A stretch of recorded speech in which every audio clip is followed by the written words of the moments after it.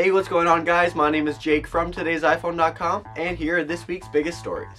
Okay, so as you probably know, Apple's 2012 WWDC keynote starts at 10 a.m. Pacific time tomorrow, and we'll be covering the crap out of it with live blogs, pictures, news, articles, video, everything you can imagine, but more on that later. Now, there's a bunch of things that we're thinking we might see, or definitely will see, or hope to see. So Cam put together a list of what to expect at WWDC this year. Now, the first thing, and the only definite thing that we will see, is a preview of Mountain Lion. This is the next iteration of Apple's OS X operating system, and we're going to see a lot of iOS crossover stuff in this. So we'll see iMessages, notification center, reminders, and it's all going to be super cool and take a huge leap forward in the unification of all of Apple's products. And of course, there'll be some really cool UI changes and probably some iCloud updates and that kind of stuff, so definitely stay tuned for that. Okay, so the next thing we're going to see is a preview of iOS 6. Now, for a while this wasn't confirmed, but it was, pretty certain that we will see this, but recently a photo was snapped of a giant iOS 6 banner going up at the WWDC location. So it's basically confirmed that we will get a preview of Apple's next-gen iOS software, new software, and a major iOS update in particular. It's really great because it's almost like getting a new phone for free. So I'm really excited about this, and some of the things we're going to see are probably Apple's new 3D mapping service, and we also might see like deeper Facebook integration in the way that Twitter was integrated last year. And obviously we're going to see some UI changes. We might move from the black and blue color scheme over to like a chrome silverish thing, which could be cool. And I'm sure that's just the tip of the iceberg. Apple's got some new mystery application that they might unveil, and it's all going to be very exciting. So that is the second thing that we will see at WWDC. Now, speaking of Facebook, the social network giant finally launched its App Center for iPhone and Android this week. Now, don't get too excited. This isn't like a Facebook app store. Apple would never allow that. This is just a place where you can browse the like 600 apps that are linked in Facebook, and you click on one and then it takes you to the iOS App Store to download the application. All in all, it's well, it's pretty boring. Personally, I don't see the excitement in this. I don't see what's so good about it. The Facebook app is pretty terrible, so I can't imagine that this works very well, and I can find these applications on my own without Facebook having to tell me where they are.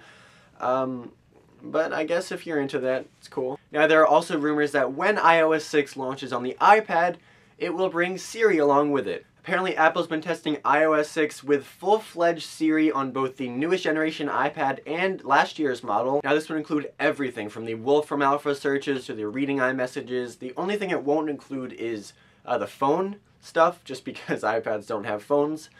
Obviously this isn't confirmed yet, and even if it is confirmed, it might only launch on the newest generation iPad and not the iPad 2. It would be super awesome to have Siri on the iPad. I don't know why Apple chose to only launch dictation with the iPad and not full-fledged Siri, but better late than never.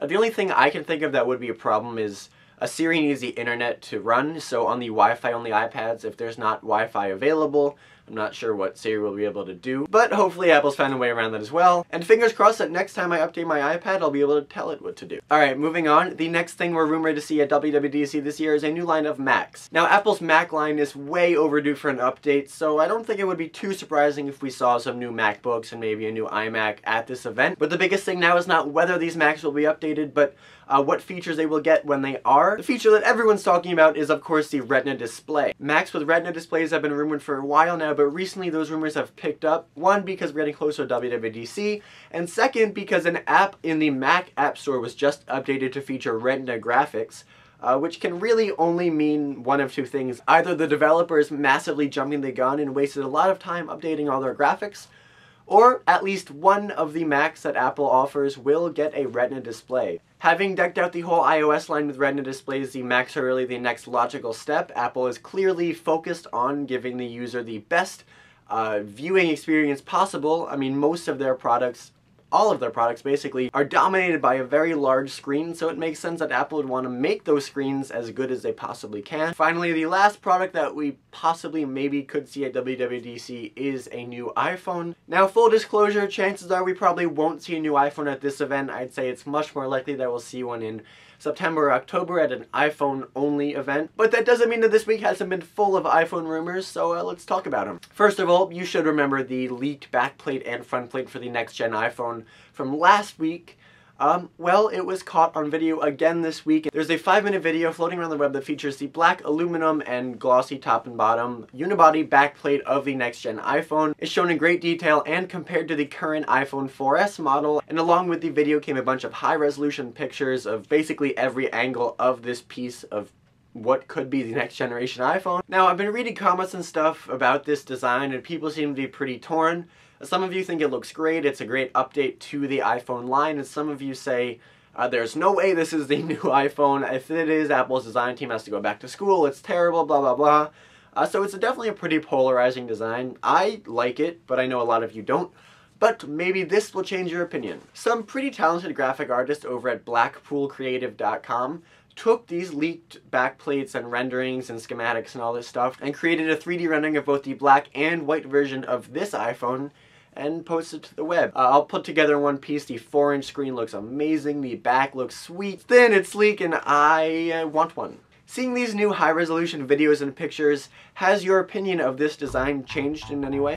Okay, well that's it for this week, guys. Thank you very much for watching. Before I go, I'm going to leave you with a question of the day, and that is, which product are you most excited to see at WWDC?